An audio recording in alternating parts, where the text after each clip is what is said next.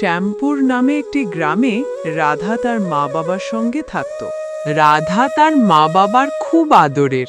তারা ছিল খুব গরিব। রাধার বাবা লোকের জমিতে কাজ করতেন, রাধার মা লোকের বাড়ি কাজ করেন। এইভাবে তাদের দিন কাটত। রাধা পড়াশোনায় খুব ভালো। রাধাকে পড়ানোর জন্য ওর মা বাবা বেশি বেশি করে কাজ করত। রাধাও খুব মন দিয়ে পড়াশোনা করত। পড়াশোনার পাশাপাশি রাধা বাড়ির কাজে মাকে সাহায্য করত।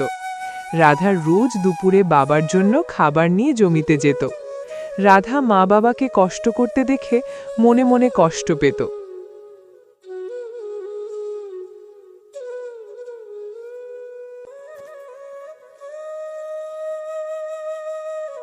রাধা, অনেক রাত হয়েছে, এবার খেয়ে নে। হ্যাঁ মা, আর একটু পড়ে নি, তারপর যাচ্ছি। সেই কখন থেকে পড়ছিস?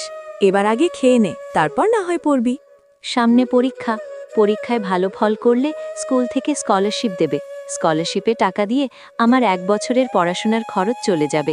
এতে তোমাদের কষ্টটাও একটু কমবে। পাগলি মেয়ে, তোকে এই সব নিয়ে ভাবতে হবে না। আমাদের কোনো কষ্ট হচ্ছে না।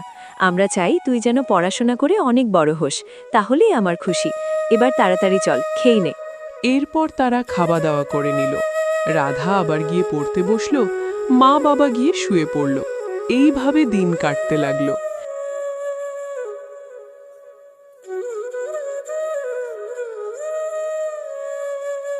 দেখতে দেখতে রাধা বড় হয়ে গেল। রাধা শহরের একটি বড় কলেজে পড়াশোনার চান্স পেল। কলেজ কমপ্লিট করে কিছু কোম্পানিতে চাকরির ইন্টারভিউ দিল।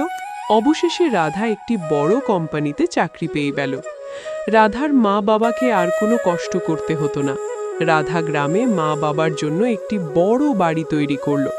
প্রত্যেক ছুটিতে রাধা নিজের গ্রামে আসতো, মা বাবার সঙ্গে সময় কাটাতো।